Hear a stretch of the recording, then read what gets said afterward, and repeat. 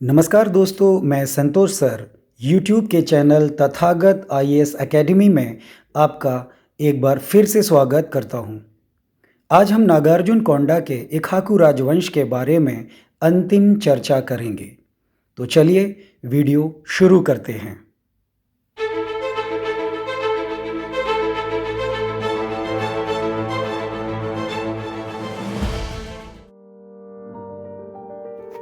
इक्ष्वाकु वंश के काल का अभिलेख, जिसे भारतीय उपमहाद्वीप में सबसे पुराना ज्ञात ताम्रपत्र अनुदान पटागंडी गुडेम के नाम से जाना जाता है, जो कि 3री शताब्दी ईस्वी का है। ये आंध्र प्रदेश के पश्चिम गोदावरी जिले में टीनरसापुरम मंडल के गांव से प्राप्त हुआ है। इक्ष्वाकु शासक एहुवाला चाटमूल के शासनकाल के दौरान छोटे पड़ोसी कुलों द्वारा इक्ष्वाकु भूमि पर कई आक्रमण हुए थे और वे उसके विजयी सेनापतियों के शिलालेखों में परिलक्षित भी होते हैं। राजा एहुवाला चाटमूल और उनके सेनापति ऐलश्री द्वारा कई शिव मंदिरों के निर्माण के लिए शिलालेख प्राप्त हुए हैं, जबकि प्रसिद्ध इतिहासकार और भाषाविद डॉक्टर राजेंद्र प्रसाद इक्ष्वाकुओं को विशुद्ध बौद्ध शासक बताते हैं। एहुवाला के शासनकाल के दौरान उनकी मां महादेवी भट्टी देव ने बौद्ध धर्म के बहुश्रुतिया संप्रदाय के भिक्षुओं और शिक्षकों के लिए नागार्जुन कोंडा में एक बौद्ध मठ की स्थापना की।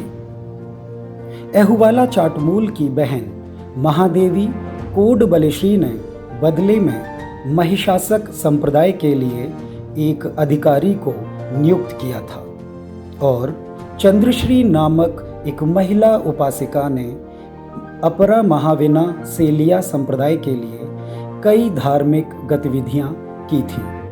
एहुवाला चाटमूल के शासनकाल में बौद्ध धर्म बड़ा ही फला फूला। एहुवाला चाटमूल का उत्तराधिकारी वशिष्ठ पुत्र रुद्र पुरुषदत्त हुआ, जो वम्मा भट्ट नाम की एक महाक्षत्रप राजकुमारी से जन्मा था और एक महान शासक के तौर पर दर्ज हुआ था। इक्ष्वाकु दरबार में क्षत्रपों के साथ बड़े ही वाणिज्यिक और व्यापारिक संबंध थे। रुद्र पुरुषदत्त ने अपने पिता और पूर्ववर्तियों का जिक्र करते हुए क्षत्रपों का पारंपरिक शीर्षक स्वामी विरुद्ध को धारण किया था। उन्होंने अपनी माता की याद में नागार्जुन कोंडा में एक स्तंभ शिलालेख स्थापित कराया था।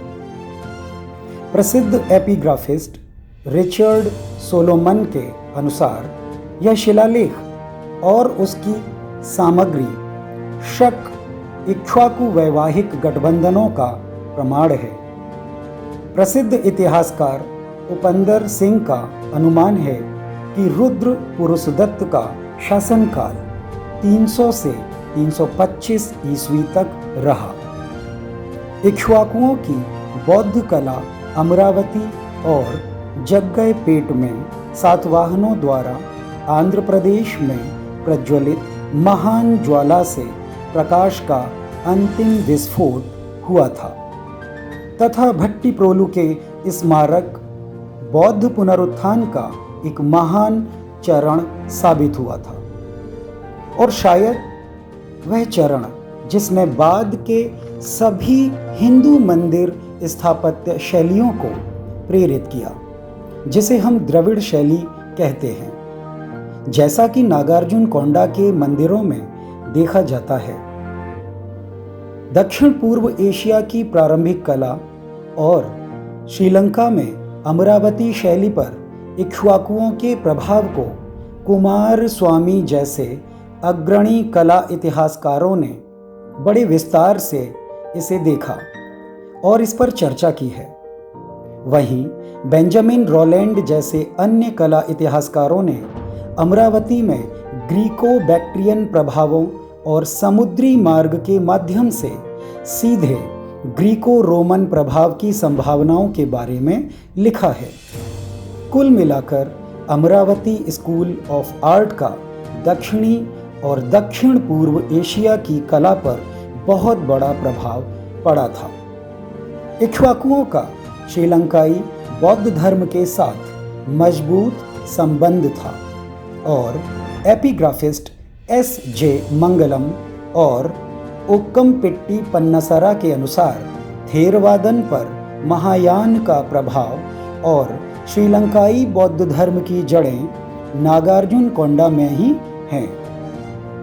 इन विशेषज्ञों के अनुसार सिंघल ब्राह्मी लिपि पर इक्ष्वाकु शैली के प्रबल प्रभाव और स्वयं पुरालेखों के निर्माण में यह स्पष्ट रूप से देखा जाता है। नागार्जुनकोंडा में एक श्रीलंकाई बौद्ध मठ जो बाद के काल का है, इस परिकल्पना को और मजबूती से साकार करता है। यहाँ से स्वास्तिक बौद्ध स्तूप के साक्ष्य भी मिले हैं, जिसका चित्र आपकी स्क्रीन पर उपलब्ध भी है। इक्ष्वाकुओं का शासन 3री शताब्दी ईस्वी के अंत तक समाप्त हो गया, जिसे अभिरस, त्रिकुटक और बृहत्पालयों के साथ झड़पों में व्यतीत किया गया। पुराणों के अनुसार इक्ष्वाकुओं ने 100 साल के करीब शासन किया। वहीं पुरातत्वविद और इतिहासकार डॉक्टर के कृष्णमूर्ति का अनुमान है कि उनका शासन 227 से 309 ईस्वी तक रहा था, जबकि इतिहासकार उपिंदर सिंह का अनुमान है कि 210 से 325 ईस्वी तक ये शासन में रहे। इक्ष्वाकुओं को अंततः 4वीं शताब्दी ईस्वी तक के मध्य तक पल्लव साम्राज्य में समाहित कर लिया गया और शायद वे जागीरदार के रूप में होकर ही रह गए। इस दशा ने दक्षिणी भारत में बौद्ध कला और वास्तुकला के महान चरण को भी समाप्त कर दिया अथवा कुंद कर दिया, जो 2री शताब्दी ईसा पूर्व में शुरू हुआ था।